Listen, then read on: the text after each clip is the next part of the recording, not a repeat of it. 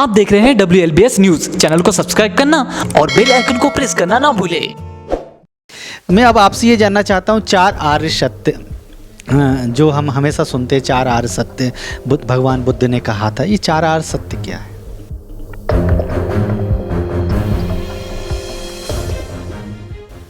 चार आर्य सत्य जो भगवान बुद्ध को ज्ञान प्राप्त हुआ और धम्मचक्र प्रवर्तन सूत्र में भगवान बुद्ध ने बताए हैं। पहला नोबल ट्रुथ, दुख है, दुख अरिय सच्चंग। पहले हमें इस बात को मानना पड़ेगा कि दुख है। दुख को भी फिर भगवान बुद्ध ने बताया, जाति भी दुखा, जरा भी दुखा, व्याधि भी दुखो, मरणं भी दुखं, अप्पिये ही संपयोगो दुखो, पिये ही विपयोगो दुखो, यम्पि इच्छति ना लभति तम्पि दुखं, संखितेन पंच उपादान खंड दुख। तो मैंने पाली में ये गाथा तो बोल दी, इसका मीनिंग किसी को समझ में नहीं आया, सर के ऊपर से निकल गया, तो मैं एक एक वर्ड बोलती हूँ। जाति भी दुखा, जाति मैंने आपको पहले ही बताया है, नहीं, जन्म, जन्म भी दुख है। जन्म कैसे दुख है? जाति मतलब जन्म, जाति भी दुखा। तो जन्म कैसे दुख है? अब एक छोटा सा बच्चा जब कोख में होता है तो किस तरह से वो होता है, कितनी उसको स्ट्रगल करना पड़ता है, एकदम बंद रहता है वो, ठीक है, आसपास पूरी गंदगी ही रहती है, और बाहर भी निकलता है तो रोना जरूरी है उसका, रोएगा नहीं तो डॉक्टर परेशान होता है कि बच्चा रो नहीं रहा है। फिर जब उसका जन्म ही हो रहा है तो अब उसको क्या क्या से गुजरना पड़ेगा, ये देखिए ना। जाति भी दुखा, जरा, बुढ़ापा भी दुखा। अब जरा किसको कहेंगे?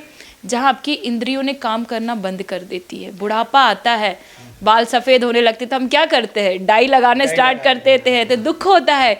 जो हमारी त्वचा है कोमल कोमल सी कैसी झुर्रियाँ आ जाती है, देखते ही हर कोई इंसान जवान होना चाहता है, मन में दुख होता है।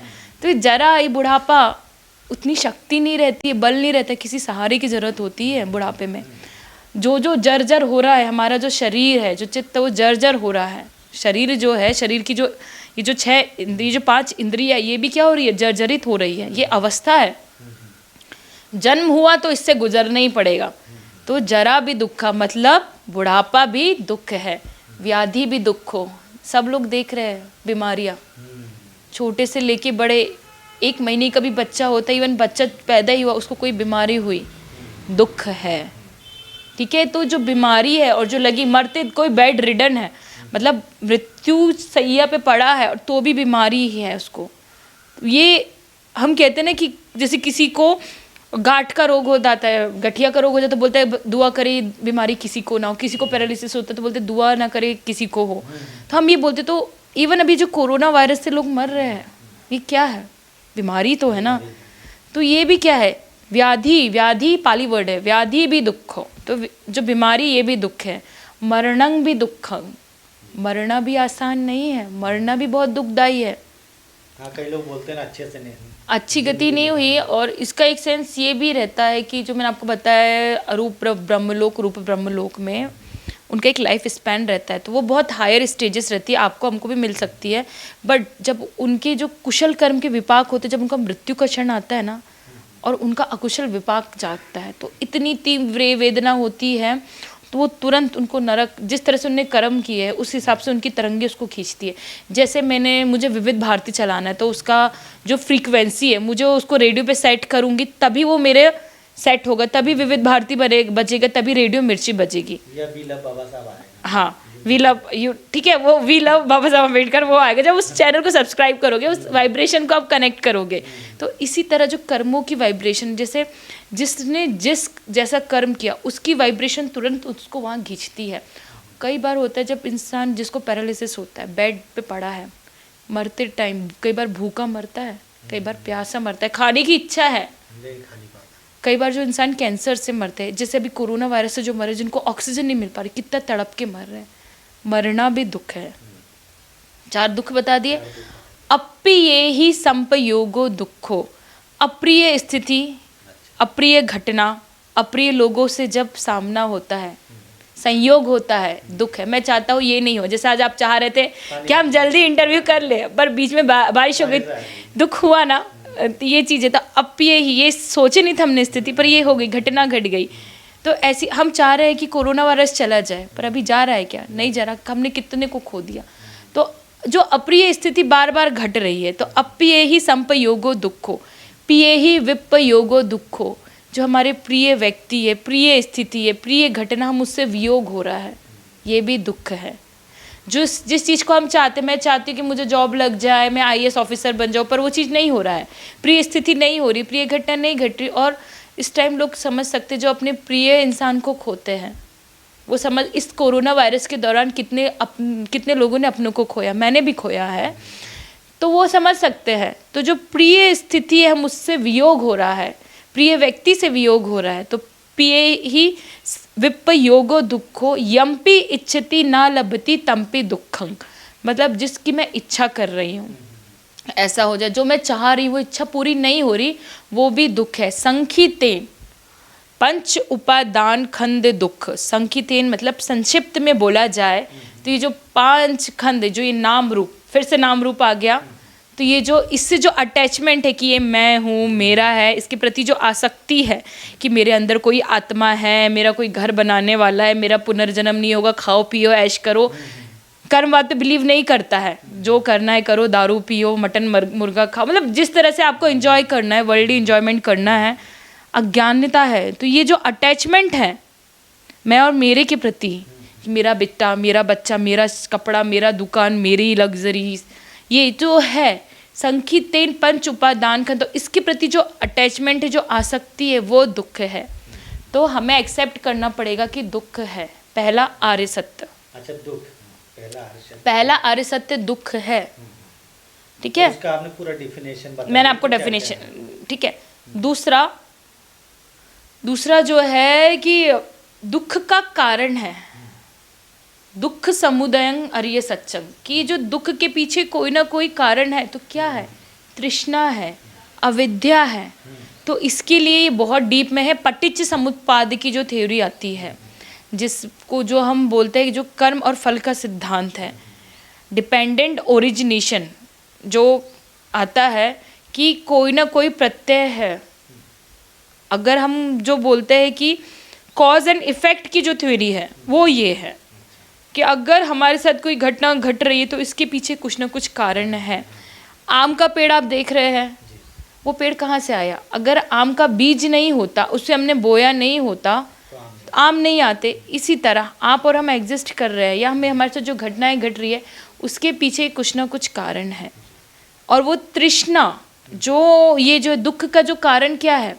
तृष्णा, मुझे ये भी चाहिए, वो भी चाहिए, जो तृष्णा जो है, तो ये इसके पीछे रीज़न है।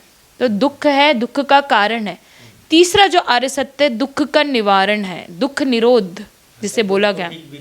हाँ, दुख निरोध आर्य सत्संग, मतलब इसको कैसे निकाला जा सकता है? तो जहाँ तृष्णा का क्षय हो गया, तृष्णा को हमने जड़ से उखाड़ के फेंक दिया, राग के, द्वेष के, मोह के संस्कार को जड़ से निकाल के फेंक दिया, तो वही निर्वाण की अवस्था हो गई। तो ये तीसरा है। और चौथा जो है दुख का, जो ये जो दुख निरोध गामिनी पटिपदा, मतलब दुख के निरोध का जो मार्ग है, जो पटिपदा, पटिपदा की मतलब इस पे चलकर आप इससे आप निरोध कर सकते हो। आप निरोध कैसे करेंगे? कोई तो मार्ग होगा ना इस पे चलने के लिए। तो वो जो मार्ग है वो है आर्य अष्टांगिक मार्ग। जो आर्य अष्टांगिक मार्ग जो बात आती है प्रज्ञा, शील, समाधि, तो मैं आपको बता देती हूँ। जो आर्य अष्टांगिक मार्ग है, जिसको 8 फोल्ड पाथ कहते हैं। पहला जो है सम्मा दिट्ठी, सम्यक दृष्टि, सम्यक संकल्प, सम्यक कर्म, सम्यक वाणी, सम्यक कर्म, सम्यक आजीविका। आपकी आजीविका भी जो है, जो अर्निंग आपकी हो रही है, वो कहाँ से हो रही है, ये भी तथागत ने बोला है। फिर है सम्यक व्यायाम, एक्सरसाइज नहीं करना, एक्सरसाइज ये किसका? हमें मन का करना है। 4 प्रकार के बताए कि हमें जो दुर्गुण है उसको जड़ से निकाल के फेंकना। जो दुर्गुण हमें नहीं है, दरवाजे बंद कर लिए, आने नहीं देना है। फिर जो हमें सद्गुण है उसको बचा के रखना, उसको संचय करना है, उसका संवर्धन करना है। और जो हमें सद्गुण नहीं है उसे और लेते आना है। तो ये हो गया सम्यक व्यायाम। सम्यक सती, सजगता, अवेयरनेस, और सम्यक समाधि मतलब कुशल चित्त की एकाग्रता, उसको सम्यक समाधि कहते हैं। कुशल चित्त मतलब अपना जो चित्त होना चाहिए कुशल काम करने के लिए, चित्त की एकाग्रता, वन पॉइंटनेस अटेंडेंस, जब आपका माइंड जो क्या हो एकदम समाधिस्थ हो, ये एक अवस्था होती है जब आपका चित्त क्या होता है एकदम एकाग्र हो जाता है कोई भी काम करने के लिए। जैसे बाबा साहब अम्बेडकर का घंटों पढ़ते थे, कुशल चित्त से पढ़ते थे। तो एक एकाग्रता होनी चाहिए, जैसे एक शिकारी की भी एकाग्रता होती है। शिकारी जब किसी पशु का शिकार करता है, किसी जानवर को मारता है, तो उसका भी, पर उसकी एकाग्रता को हम कुशल एकाग्रता नहीं कहेंगे, द्वेष की एकाग्रता है, द्वेष का भाव है उसमें, क्योंकि वो मारना चाहता है। जैसे एक जानवर है अपने शिकार के लिए जाता है, जैसे एक बिल्ली चूहे का शिकार करती है, एकदम अपने चित्त को एकदम शांत रखती है और चूहे पे नज़र गड़ाए रहती है और तब जाके हमला करती है, तो उस टाइम चित्त की एकाग्रता है। लेकिन वो द्वेष देश का है, तो यहाँ जो है ना राग है ना देश, कुछ नहीं। तो ये कुशल चित्त की एकाग्रता, मतलब आपका जो माइंड है बैलेंस होना चाहिए। तो ये समाधि की, इसको हम समाधि कहते हैं। तो ये एक अवस्था होती है समाधि की, कुशल चित्त की एकाग्रता। जब आपका जो मन है, किसी भी आप ऑब्जेक्ट पे कंसंट्रेट करते हो तो एकदम शांत हो जाता है और उसी पे फोकस करते हो, और आपका मन का माइंड इतना बैलेंस हो जाता है कि हल्का सा भी कुछ वाइब्रेशन हो जाता है तो आपका मन विचलित नहीं होता है, बस देख रहा है, जान रहा है, उसे उसका फोकस सिर्फ उस ऑब्जेक्ट पे ही रहता है। तो कुशल चित्त की एकाग्रता, तो ये 4 आर्य सत्य हैं। जी जी। अब मैं आपसे ये जानना चाहता हूँ, बाबा साहब ने जो 22 प्रतिज्ञाएं दिए थे नागपुर की दीक्षा भूमि में हमें, तो उसमें जो 11वीं और 12वीं जिसमें कहा जाता है कि अष्टांगिक मार्ग और जो 10 पारमिताएं हैं वो भी पूरी हो जाती हैं अगर हमने उन प्रतिज्ञाओं का पालन किया, तो क्या ये सही है? जी।